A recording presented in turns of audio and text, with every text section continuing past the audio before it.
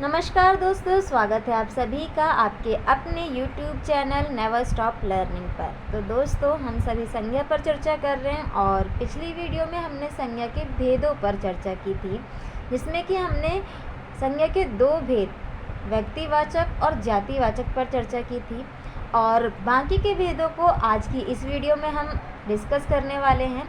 तो चलिए बिना किसी देरी के शुरू करते हैं अपने आज के विषय को। तो हमारा आज का विषय है संज्ञा का तीसरा भेद, समूहवाचक संज्ञा। तो चलिए इसकी परिभाषा को समझने की कोशिश करते हैं। तो इसकी परिभाषा कहती है, जिन शब्दों से व्यक्तियों अथवा पदार्थों के समूह का बोध होता है, समूहवाचक संज्ञा शब्द कहलाते हैं। अब दोस्तों, इस परिभाषा में एक शब्द आया है समूह, यानी कि ऐसे शब्द जो कि या तो व्यक्तियों या किन्हीं पदार्थों के समूह का बोध कराते हैं, वो क्या होते हैं? समूहवाचक संज्ञा शब्द होते हैं। अब दोस्तों चलिए जानते हैं कि ऐसे कौन कौन से शब्द हैं जो कि व्यक्तियों या पदार्थों के समूह को दर्शाते हैं या फिर बोध कराते हैं। तो दोस्तों, अगर हम पहला चित्र देखें तो आप देख पाओगे कि इसे हम क्या कहते हैं? इसे हम कक्षा कहते हैं। अब दोस्तों, ये जो कक्षा शब्द है, ये क्या हम किसी एक व्यक्ति के लिए प्रयोग में लाते हैं? तो आप पाते हो कि कक्षा में तो एक से अधिक व्यक्ति शामिल होते हैं। व्यक्ति में भी कौन? विद्यार्थी जो होते हैं, विद्यार्थियों का पूरा समूह होता है। एक अध्यापक या अध्यापिका भी शामिल होती है। तो यानी कि कक्षा शब्द जो है वो समूह को दर्शा रहा है व्यक्तियों के, इसीलिए कक्षा शब्द क्या है? एक समूहवाचक संज्ञा शब्द है। ठीक है। अगर हम इसी में दूसरा चित्र देखें तो ये क्या है? तो दोस्तों, इसे हम क्या कहते हैं? परिवार कहते हैं। अब दोस्तों, क्या परिवार शब्द किसी एक व्यक्ति के लिए प्रयोग होता है? तो हम देखते हैं कि परिवार शब्द जो है, परिवार के जितने भी सदस्य होते हैं उन सभी के पूरे समूह को बताता है। यानी कि परिवार जो है वो एक ऐसा शब्द है जो कि लोगों के समूह को दर्शाता है। किसी किसी परिवार में आप देखते हो 4 लोगों का समूह होता है, किसी किसी के में 6 लोगों का समूह होता है। तो यानी कि परिवार शब्द भी लोगों के समूह का बोध करा रहा है, इसीलिए ये भी क्या है? एक समूहवाचक संज्ञा शब्द है। इसी में तीसरा अगर हम देखें तो ये क्या है? तो इसे हम कहते हैं दोस्तों सभा। अब क्या सभा में एक व्यक्ति शामिल होता है? तो हम कहते हैं कि नहीं, सभा जो होती है वो भी लोगों का समूह होता है, इसमें भी बहुत सारे लोग शामिल होते हैं। इसीलिए क्योंकि सभा शब्द व्यक्तियों के समूह को दर्शा रहा है, तो ये भी क्या है? समूहवाचक संज्ञा के अंतर्गत आता है। ठीक है। अब इसी में चौथा अगर हम देखें तो आप देख पा रहे हैं कि इन्हें हम क्या कहेंगे? तो इन्हें हम दोस्तों क्या कहते हैं? सेना कहते हैं। सेना या फिर हम कह सकते हैं फौज, है ना? सेना या फिर फौज। अब दोस्तों, ये जो सेना शब्द है और ये फौज शब्द जो है, क्या ये समूहवाचक संज्ञा है? तो आप देख पाते हो कि सेना शब्द का प्रयोग हम सैनिकों के समूह को दर्शाने के लिए करते हैं या बोध कराने के लिए करते हैं। इसी तरीके से फौज शब्द का प्रयोग हम फौजियों का जो समूह होता है उसको दर्शाने के लिए, उसका बोध कराने के लिए प्रयोग करते हैं। अगर हम कहें कि सैनिक जो है वो शब्द कौन सा है, तो क्योंकि सैनिक एक होता है ना, लेकिन सेना जो है वो समूह को दर्शा रहे सैनिकों के, इसीलिए सेना शब्द जो है और फौज शब्द जो है, ये दोनों ही शब्द कौन से हैं? हमारे समूहवाचक संज्ञा शब्द के अंतर्गत शामिल होते हैं। तो दोस्तों, ये था समूहवाचक संज्ञा शब्द और मुझे आशा है कि आपको ये समझ आया होगा। तो चलिए अब आप बताइए कि आपके सामने ये जो वाक्य है, इसमें ऐसा कौन सा शब्द है जो कि समूहवाचक संज्ञा के अंतर्गत शामिल होता है? पढ़िए और बताइए। तो दोस्तों, हमारा जो वाक्य है वो है, हम आज मेला घूमने जाएंगे। हम आज मेला घूमने जाएंगे। अब दोस्तों, अगर आप इसे ध्यान से देखें तो यहाँ पर एक शब्द आया है मेला। और दोस्तों आपको पता है कि मेला जो है, मेले में कोई एक व्यक्ति शामिल नहीं होता या फिर कहें कि एक वस्तु नहीं होती। मेले में तो बहुत सारे लोग होते हैं, बच्चे, बूढ़े, जवान सभी लोग देखने जाते हैं मेला। और साथ ही साथ हम देखते हैं कि बहुत सारी चीज़ें भी होती हैं वहाँ पर और बहुत सारे लोग होते हैं। तो मेला जो होता है ना, वो समूह को दिखाता है ना। मेला जो है वो समूह को दिखाता है, इसीलिए मेला भी क्या है, एक समूहवाचक संज्ञा शब्द का उदाहरण है। तो दोस्तों ये था समूहवाचक संज्ञा। तो अब हम चौथे भेद पर चर्चा करेंगे जो कि है द्रव्यवाचक संज्ञा। तो चलिए इसे जानने के लिए इसकी परिभाषा को समझते हैं। तो इसकी परिभाषा क्या कहती है, जो संज्ञा शब्द, ठोस, द्रव, गैस, धातु व अधातु आदि का बोध कराते हैं, द्रव्यवाचक संज्ञा शब्द कहलाते हैं। अब दोस्तों ऐसे शब्द जो कि किसका बोध कराते हैं, या तो किसी ठोस का, या फिर किसी द्रव्य पदार्थ का, या फिर किसी गैस पदार्थ का, या फिर धातु या फिर अधातु का, उन सभी शब्दों को हम क्या कह रहे हैं, द्रव्यवाचक संज्ञा कह रहे हैं। तो चलिए देखते हैं कि ऐसे कौन से शब्द हैं, कौन कौन से शब्द हैं जो कि द्रव्यवाचक संज्ञा शब्द के अंतर्गत आते हैं। तो आप यहाँ देख पा रहे हैं कि पहला जो चित्र है इसमें आप देख पा रहे हैं कि ये क्या है, तो ये है दोस्तों सोना। और आप सभी जानते हैं कि सोना क्या है, एक धातु होता है। सोना क्या होता है, धातु होता है। और जो शब्द धातु का बोध कराते हैं उन्हें हम क्या कहते हैं, द्रव्यवाचक संज्ञा शब्द कहते हैं। तो सोना शब्द जो है, सोना शब्द क्या है, धातु है और इसीलिए ये क्या है, एक द्रव्यवाचक संज्ञा शब्द है।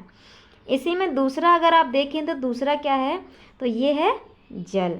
अब जल क्या है, एक द्रव है ना।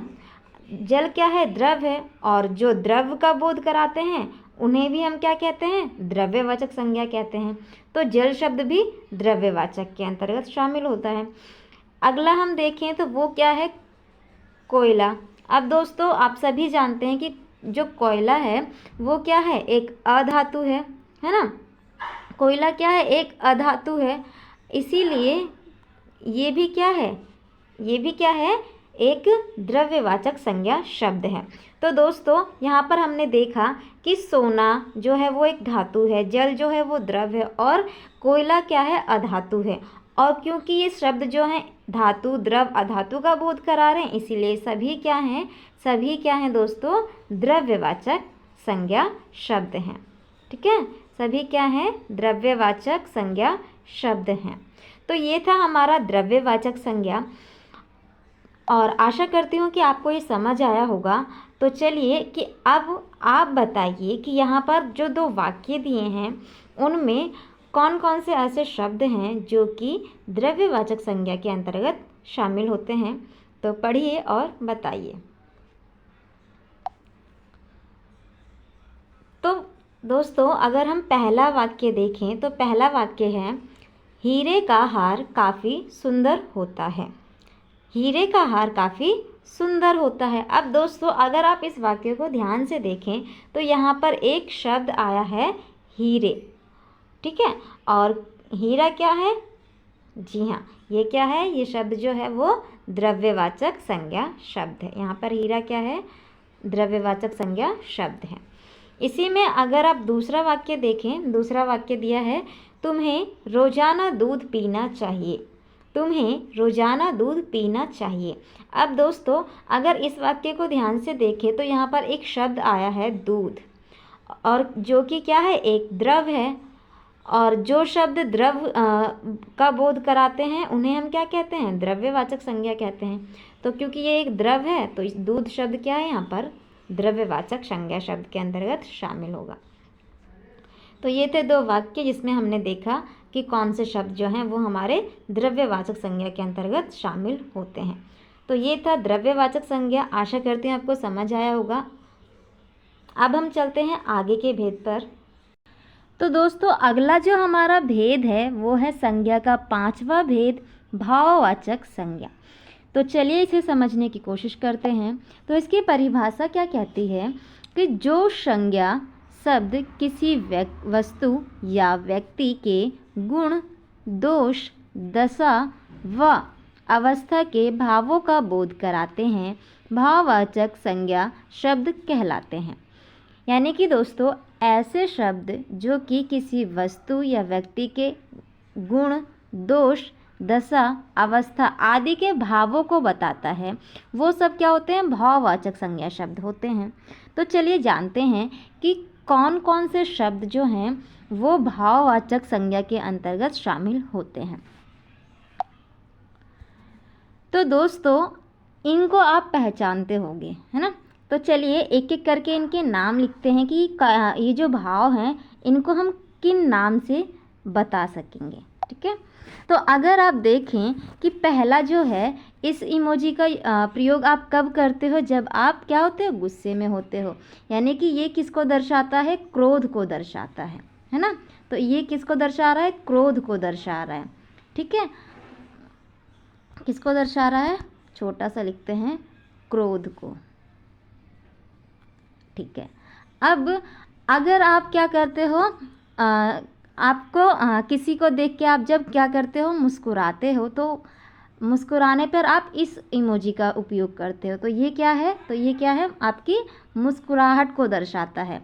तो ये क्या है? हमारी मुस्कुराहट है, मुस्कुराहट, ठीक है। ठीक है, मुस्कुराहट का भाव है।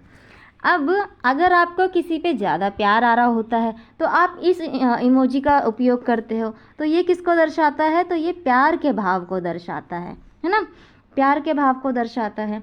अब अगर आप बहुत ज़्यादा क्या हो जाते हो? निराश हो जाते हो, दुखी हो जाते हो, तो आप ये वाला जो इमोजी है इसका उपयोग करते हो। यानी कि ये किसका भाव दर्शा रहा है? तो ये दुख का भाव दर्शा रहा है। किसका दर्शा रहा है? दुख का भाव दर्शा रहा है। अब ठीक है, अब अगले पे चलते हैं।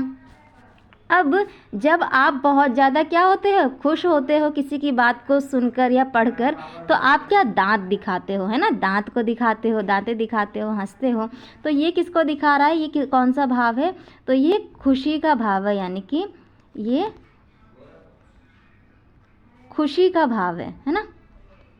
जब आप खुश होते हो तो आप दांत दिखाते हो अपने, है ना। तो ये हम देखें अगर, तो ये क्या है?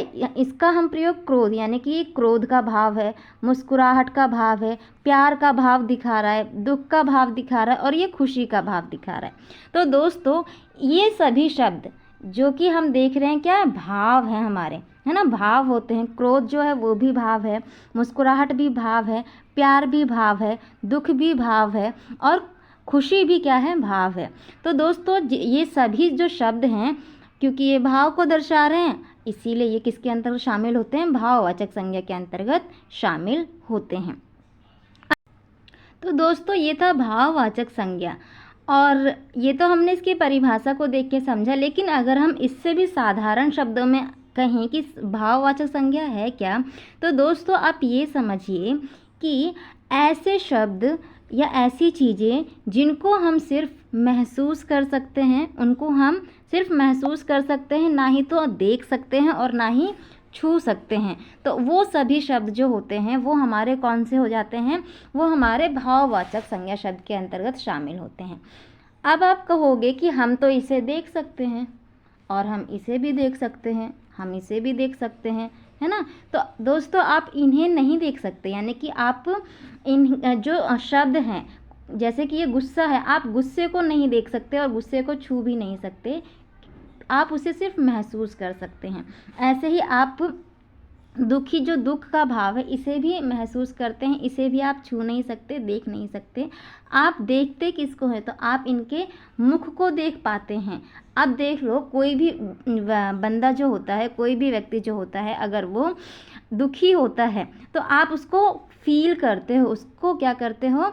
महसूस करते हो। उसके देख तो आप उसके मुंह को ही रहे हो कि वो उदास सा हो गया है, उसका जो सर है वो नीचे है और मुंह जो है वो अजीब सा बना हुआ है, तो आप उसके शकल को ही देख रहे हो, लेकिन जो भाव है उसको आप महसूस कर रहे हो। देख तो आप शकल को ही रहे हो। अगर कोई बंदा खुश होता है तो उसके दांत दिखाई देते हैं, हमारे नहीं दांत चमकाता है वो, है ना। तो आप अभी भी उसके मुंह को ही देख रहे हो, लेकिन आपको भाव क्या महसूस हुआ कि वो क्या है, खुश है, इसीलिए वो हंस रहा है, दांत दिखा रहा है ना। तो ये जो भाव होते हैं दोस्तों, इन्हें हम सिर्फ महसूस कर पाते हैं, देख नहीं पाते हैं, ठीक है। अब इसी तरीके के और भी शब्द होते हैं, जैसे कि ये तो थे कुछ शब्द। इसी के साथ आप देखते हो कि लंबाई एक शब्द होता है, ठीक है, लंबाई एक शब्द होता है, लंबाई। साथ ही साथ हमारी चौड़ाई, ठीक है, चौड़ाई, ऊंचाई, ये जो शब्द होते हैं ये भी इसी के अंतर्गत आते हैं। अब आप कहोगे कि नहीं, हम तो लंबाई को देख पाते हैं, चौड़ाई को भी देख पाते हैं, ऊंचाई को भी देख पाते हैं। तो दोस्तों ध्यान रखिए कि हम इनको देख नहीं पाते और ना ही हम इन्हें छू पाते हैं, हम सिर्फ इन्हें महसूस कर पाते हैं। जैसे कि समझिए कि आप कहते हो कि कोई जो बच्चा था वो बड़ा हो गया, यानी कि उसकी लंबाई बढ़ गई, तो आप कहते हो कि ये जो है लंबा हो गया। अब दोस्तों लंबाई बढ़ी तो आपने उसे देखा नहीं, आपने उसे महसूस किया। एक छोटा बच्चा था, ठीक है, वो अब बड़ा होके इतना लंबा हो गया, है ना। तो आप कहते हो कि ये जो है छोटे से पहले छोटा था, अब ये लंबा हो गया। तो आपने अभी भी दोस्तों इसके शरीर को देखा था पहले भी, और अभी भी आप इसके शरीर को ही देख रहे हैं, ठीक है। आप किसको देख रहे हैं, इसके शरीर को देख रहे हैं। आपने लंबाई को नहीं देखा है, आपने लंबाई को महसूस किया है कि पहले तो ये छोटा था लेकिन अब ये लंबा हो गया, यानी कि इसकी लंबाई जो है वो बढ़ गई है। तो आपने इसे महसूस किया है, ना कि इसे देखा है। आप देख शरीर को ही रहे हैं, देख शरीर को ही पाते हैं, ठीक है।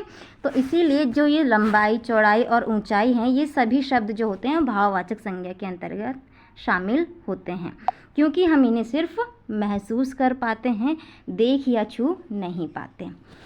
तो चलिए, आशा करती हूँ कि आपको ये समझ आया होगा। और अब आप बताइए कि यहाँ पर 2 वाक्य दिए गए हैं और उसमें आपको बताना है कि कौन से शब्द हैं जो कि भाववाचक संज्ञा में आते हैं। तो पढ़िए और बताइए। तो दोस्तों अगर हम पहला वाक्य यहाँ पर देखें तो वो है, सोनू की आवाज़ में मिठास है। सोनू की आवाज़ में मिठास है। अब आप देखेंगे कि यहाँ पर एक शब्द आया है मिठास। अब मिठास शब्द जो है, क्या हम इसे देख पाते हैं या हम इसे छू पाते हैं? तो आप देखोगे कि हम इसे छू भी नहीं सकते। हम तो मिठाई को छूते हैं ना, मिठास को थोड़ी ना छूते हैं। ऐसे ही हम मिठाई को देखते हैं, मिठास को नहीं देख पाते। हम तो इसे महसूस करते हैं, हम तो इसे सिर्फ मुंह में जाने के बाद जैसा हमें फील होता है ना, उसको महसूस करते हैं, ना कि हम उसको देख पाते हैं, है ना, मिठास को। तो इसीलिए मिठास जो है वो क्या, यहाँ पर एक भाववाचक संज्ञा शब्द है, ठीक है, भाववाचक संज्ञा शब्द है। चलिए अब हम दूसरा वाक्य अगर देखें तो इसमें क्या है, इसमें है, हेमा हमेशा खुश रहती है। हेमा हमेशा खुश रहती है। अगर आप इस वाक्य को देखेंगे तो इस वाक्य में भी एक शब्द है खुश। अब जो खुश है, क्या हम खुश को छू सकते हैं? जो खुशी है उसको हम छू सकते हैं? ये जो हेमा खुश है या खुश रहती है, क्या इसकी खुशी को हम छू सकते हैं या हम देख सकते हैं? तो हम कहते हैं नहीं, हम तो इसे सिर्फ महसूस कर सकते हैं। और जिन शब्दों को हम महसूस कर पाते हैं, उन्हें देख या छू नहीं पाते, उन्हें हम क्या कहते हैं, भाववाचक संज्ञा शब्द कहते हैं। तो यहाँ पर इन दोनों वाक्य में मिठास और दूसरे वाक्य में खुशी, दोनों ही शब्द कौन से हैं, भाववाचक संज्ञा शब्द हैं। तो दोस्तों ये था हमारा वाक्य प्रयोग। तो दोस्तों इस वीडियो में इतना ही। तो अभी हमारी जो संज्ञा पर सामान्य चर्चा थी वो समाप्त होती है, लेकिन अभी हमें कुछ चीज़ें और करनी है। जैसे कि हमने अभी सामान्य चर्चा की, अर्थ, परिभाषा और भेदों पर चर्चा की, लेकिन दोस्तों हमारी परीक्षा में जो प्रश्न आते हैं वो कुछ अलग प्रश्न होते हैं। तो अगली वीडियो में हम उसी पर चर्चा करेंगे। और अगर आपको ये वीडियो अच्छा लगा हो तो प्लीज़ इसे लाइक करें, अपने दोस्तों के साथ शेयर करें और हमारे चैनल को सब्सक्राइब करें। तब तक के लिए थैंक यू एवरीवन। मिलते हैं आपसे कल प्रश्नों के साथ।